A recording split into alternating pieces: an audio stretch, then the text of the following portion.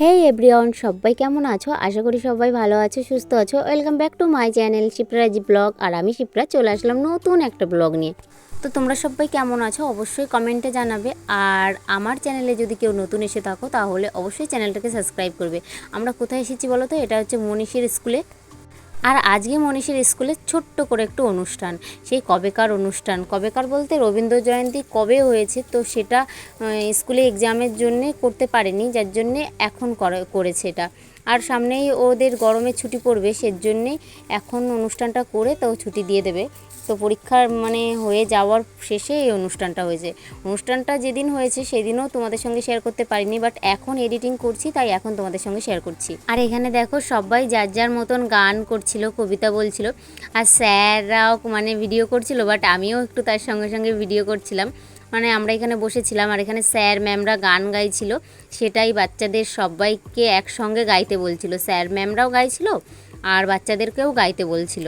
আসল কথা হলো রবীন্দ্র জয়ন্তীটা উৎসবটা তো আগেই হয়ে গেছে, বাট স্কুলে তো হয়নি করা, যার জন্য সেটা এখন স্কুলে ছুটি পড়বে গরমের জন্য, তো ছুটি দেবে, সেই জন্য এই অনুষ্ঠানটা একটু ছোট্ট করে আয়োজন করেছিল। তারপর দেখো আমি বিকালবেলা রেডি হয়েছি, আমি যাব একটু বাজারে। আর আমার সাইকেলটা এত বললাম না, সাইকেলটা আমার সাথ দেয় না একদম, সাইকেলটা না লিক হয়ে যাচ্ছে বারবার করে, সেটাই ঠিক করতে দিয়েছিলাম। ওই সকালবেলা মনীষকে দিয়ে গেছিলাম, সেই সময় আমি সাইকেলটা ঠিক করতে দিয়েছিলাম।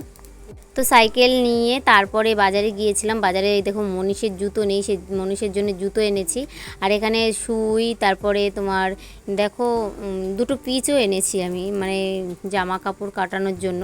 তো এই পিস দুটো বেশ পছন্দ হচ্ছিলো, যার জন্য এটা এনেছি। আর একটু একটা মেয়ের জামা কাটাবো, তো সেটার জন্যেই আমি একটা চেন আনতে গিয়েছিলাম। আর এই চুড়িদারটা কাটিয়েছি, তো আগে ওর একটা ব্লাউজ কাটাতে বলেছিল, সেটা কাটিয়ে আগে দিয়ে দিয়েছি, তারপরে এই চুড়িদারটা কমপ্লিট করেছি। আর সেদিন রাতে আর কোনো ভিডিও শ্যুট করিনি, এটা হচ্ছে তার পরের দিন, এটা আজকে ছিল ভোট। তো ভোটের দিনে সকালবেলা দেখো সকালবেলা কী কী রান্না করেছে। আর এইগুলো সব আমার মাঠের শাক ছিল, বর নিয়ে এসেছিলো। তো শর্ট ভিডিওগুলো আমি ফেসবুকে শেয়ার করে দেবো, তোমরা চাইলে সেখানে গিয়ে দেখে নিতে পারো। আর এই দেখো ভোট দিতে যেতে হবে, ভোট তো দিতেই হবে, দেশের নাগরিক যখন ভোট দিতেই হবে। আর এখানে দেখো এই যে ভোটের ওইখান দিয়ে বেশ কাগজ দেয় না, সেটাই দিয়েছিল। তারপরে দেখো ভোট দিতে চলে এসেছি। আর ভোট দিতে আমি যেখানে জল নিতে আসি সেখানেই ওই স্কুলটাই ভোট দিতে হয়। তো কি হয়েছে একটা মজার বিষয় জানো তো? তো চলো আমি বলি মজার বিষয়টা কি। আর আমি না ভোট দিতে এসেছি, তো ভোট দিতে এসে যে ভোটের যে কার্ডটা থাকে না সেটাই আমি আনিনি।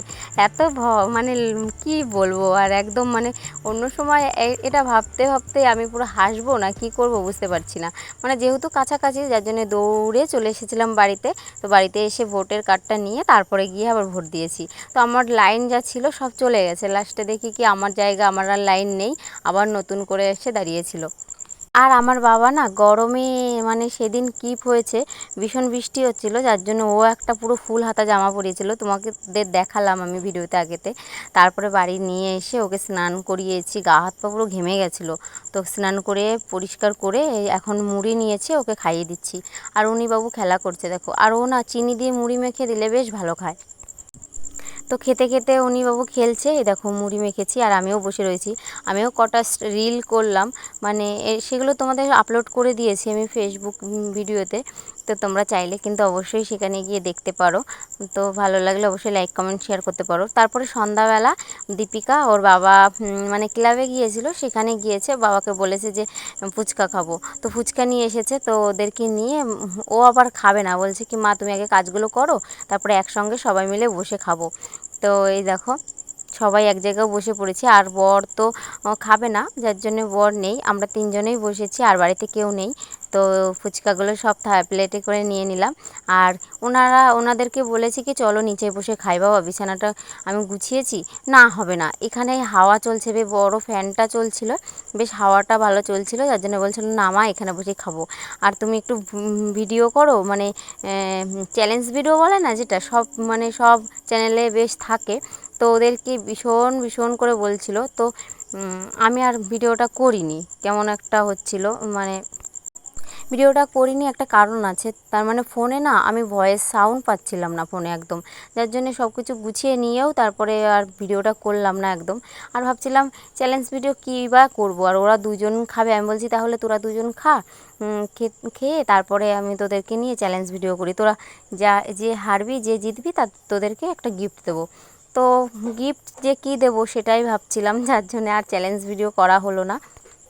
আর একবার বলছে মা আমি ফার্স্ট হলে আমাকে চিপস দেবে, মা আমি ফার্স্ট হলে আমাকে ক্যাডবেরি দেবে, এরকম একটা বলছিল।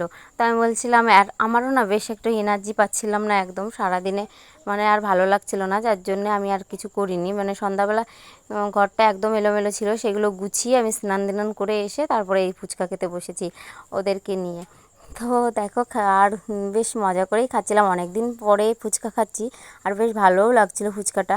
আর আমাদের এখানে না ফুচকাটা খুব সুন্দর করে, আমাদের একটা দাদাভাই আছে, ওইখান দিয়েই সবসময় ফুচকা এনে খাই আমরা, আর খুব সুন্দর করে কিন্তু ফুচকাগুলো। তারপরে দেখো সবাই মিলে মানে ফুচকাটা খেয়ে নিচ্ছি, আর এইদিকে মনীষ বাবা কী করছে দেখো, মনীষ বাবা একটা মুখের মধ্যে দিচ্ছে তো আরেকটা হাতের মধ্যে রেখে দিচ্ছে। ও যে কী করছিল তো তোমরা দেখলে হাসি, এত হাসি পেত তো কি বলবো। মানে ও মুখের মধ্যে, ওর মুখে যায় না এত বড় ফুচকাটা, আমি খেতে পারি না ঠিকঠাক করে, কিন্তু ওদের ছোট্ট বাচ্চাদের মানে ওরা যে কি করে সেটা দেখলে বড্ড হাসিও পায়। আর দেখো টুকটুক করে ও কী দিয়ে খাচ্ছে বলো তো, ও আলু যে মাখাটা না সেটা দিয়ে খাচ্ছে না, কিন্তু ও না আমের চাটনিগুলো দিয়ে খাচ্ছে। দেখো একটা মুখের মধ্যে ভরে নিচ্ছে তো আরেকটা হাতে রেখে দিচ্ছে, মানে ও আলু মাখাটা খাচ্ছে না, আলু মাখাটা যেহেতু ঝাল, যার জন্য আলু মাখাটা খেতে পারে না। আর ও কী করছে, ওই মানে চাটনি ছিল ওটা দিয়ে খাচ্ছে, আর একটু একটু করে আলু নিচ্ছে, বেশি নিচ্ছে না। আর এদিকে মানে তোমার চিকচিকিতে আমি রেখে দিয়েছিলাম যে ওর বাবা খায় কি না, তো দীপিকা বলছে না খাবে না। তারপরে দেখো রাতে রান্না করেছি, এখানে ডিম সিদ্ধ দিয়েছি, ডিম ভাজা করেছিলাম, আর ছিল তোমার দুপুরের তরকারি যে আমের চাটনি ভাজা ছিল সেইগুলো, আর এখানে পাট শাক ভাজা করেছি। পাট শাক ভাজা খেতে কিন্তু আমার একদম অসাধারণ লাগে। তো তোমাদের কেমন লাগে অবশ্যই কমেন্টে জানিও। আর আজকের ব্লগটা আর বড় করলাম না, এই পর্যন্ত, সবাই ভালো থেকো।